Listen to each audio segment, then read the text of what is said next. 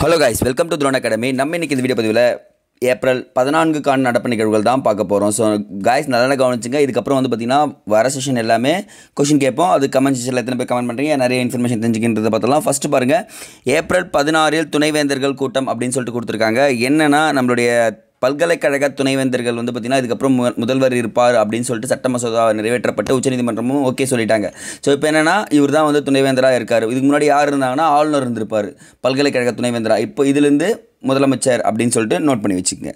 அடுத்தது, மறு ஆய்வு மனு தாக்கல் செய்ய மத்திய அரசு பரிசீலனைன்னு சொல்லிட்டு ஒரு ஆர்டிக்கல் கொடுத்துருக்காங்க. அதில் 2 இன்ஃபர்மேஷன் தெரிஞ்சுங்க. மசோதாக்கள் அரசியலமைப்பு சட்டத்திட்டத்திற்கு எதிராக உள்ளன என கருதினால் மிகுந்த கவனத்துடன் செயல்படுத்தும் விதமாக அது குறித்து உச்சநீதிமன்றத்தின் கருத்தை குடியரசுத் தலைவர் கோரலாம் அப்படின்னு சொல்லிட்டு சொல்லியிருக்காங்க. நம்ம ஆல்ரெடி பார்த்துருப்போம், குடியரசுத் தலைவரின் அதிகாரங்களில் ஏதாச்சும் ஒரு பிரச்சனையோ இல்லை ஏதாச்சும் கருத்து கேட்கணும்னா நம்ம டேரெக்டாக என்ன பண்ணலாம், போயிட்டு உச்சநீதிமன்றத்திட்ட கேட்கலாம் அப்படின்னு சொல்லிட்டு ஃபஸ்ட் பாயிண்ட் கொடுத்துருக்காங்க. அடுத்து பாருங்கள், அரசியலமைப்பு சட்டத்தின் 201வது பிரிவின்படி மசோதாக்கள் குறித்து குடியரசுத் தலைவரின் இறுதி முடிவு தொடர்பான நடவடிக்கைகள் மேற்கொண்டு அந்த முடிவை மாநிலங்களிடையே தெரிவிக்க வேண்டும் பொறுப்பு மத்திய உள்துறை அமைச்சகத்துக்கு உள்ளது. இது என்ன பிரச்சனை அப்படின்னு சொல்லிட்டு என்ன பண்ணோம், மத்திய உள்துறை அமைச்சகம் தெரிவிக்கணும் அப்படின்னு சொல்லிட்டு ஆர்டிகல் 201 சொல்லுதுங்க. ஸோ இது 2த்தையும் கொடுத்துருக்காங்க. ஸோ நோட் பண்ணி வைங்க கைஸ்.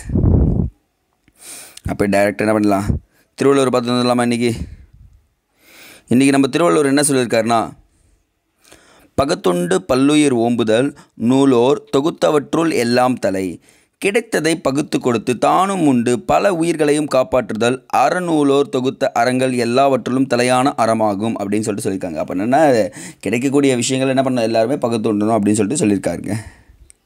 ஸோ திருக்குறள்லே பாருங்கள், பரப்புவோம் திருக்குறளை உலகம் எங்கும் அப்படின்னு சொல்லிட்டு கொடுத்துருக்காங்க ஒரு ஆர்டிக்கல். ஒரு நல்ல ஆர்டிக்கலுங்க.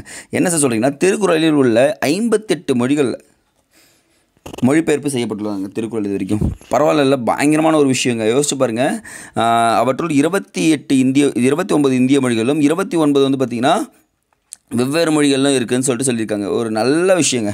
அப்போ திருக்குறள் எத்தனை மொழிகள் மொழிபெயர்க்குன்னா 58. அது ஆசிய மொழிகளில் 11, ஐரோப்பிய மொழிகளில் 14, ஆப்பிரிக்கா ஏனைய மொழிகளில் 4 கொடுத்துருக்காங்க. இந்திய மொழிகள் 29 தற்போதைய நிலை.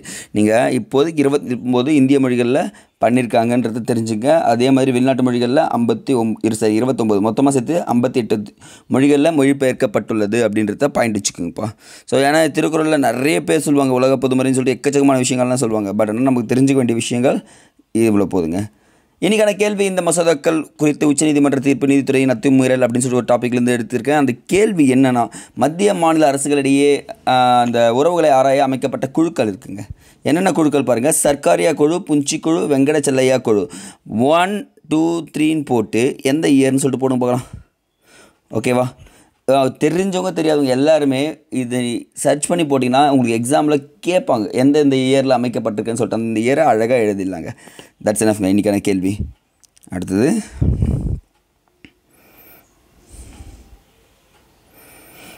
ஓகே, ஜாலியன் வாலாபாக் உயிரிழந்தவர்கள் குடியரசுத் தலைவர் அஞ்சலி அப்படின்னு சொல்லிட்டு சொல்லியிருக்காங்க. ஸோ நம்ம ஆல்ரெடி பார்த்துருப்போம், ஏப்ரல் 6ஆம் தேதி வந்து பார்த்திங்கன்னா காந்தி வந்து கைது செய்யப்படுவார். ஏப்ரல் 9 வந்து பார்த்திங்கன்னா சத்யபால் சைபுதீன் கிச்சிலு கைது செய்யப்படுவாங்க. ஏப்ரல் 13 என்ன பண்ணுவாங்க பார்த்திங்கன்னா 1919 ஓகே நம்ம என்ன பண்ணலாம், அமைதியான முறையில் ஒரு கூட்டத்துக்கு ஏற்பாடு பண்ணுவாங்க. அங்கே சிறியவர்கள் பெரியவர்கள் அங்கே தான் ஜாலியன் வாலாபாக் படுகொலைன்றது இருக்கும். அப்போ ஏப்ரல் 13 ஜாலியன் வாலாபாக் படுகொலை தினம் அப்படின்றத நோட் பண்ணுங்கள். போதுங்க. ஓகே, இங்கே கொடுத்துருக்காங்க பாருங்கள், இந்தியா 9 ஆப்பிரிக்கா நாடுகள் கூட்டு கடற்படை பயிற்சின்னு சொல்கிறாங்க தான்சானியாவில். என்னென்னா மகாசாகர் என்பது ஓகேங்களா. அப்படின்னா அனைத்து பிராந்தியங்களிலும் பாதுகாப்பு மற்றும் வளர்ச்சிக்கான பரஸ்பர முழுமையான முன்னேற்றம். மகாசாகர் என்பது மோடியின் புதிய தொலைநோக்கு பார்வையாகும் அப்படின்னு சொல்லியிருக்காங்க. அப்போ மகாசாகர் என்பது என்னென்னா அந்த ஒரு பாயிண்ட்டை மட்டும் நோட் பண்ணுங்கள், வேறு எதுவும் தேவையில்லைங்க. ஓகே கைஸ், இன்றைக்கி கமெண்ட் செக்ஷனில் பண்ண வேண்டியதெல்லாம் கமெண்ட் பண்ணுறேங்க. அது த சேம் டைமில் ரெகுலராக ஃபாலோ பண்ணுங்கள். நான் எப்பவும் சொல்கிறேன், ஆரம்பித்த நாள்லேருந்து எந்த ஒரு விஷயத்தை நம்ம தொடர்ந்து செய்கிறோமோ கண்டிப்பாக வெற்றியோடு திரும்புவோம்னு சொல்லிட்டு தேங்க்யூ.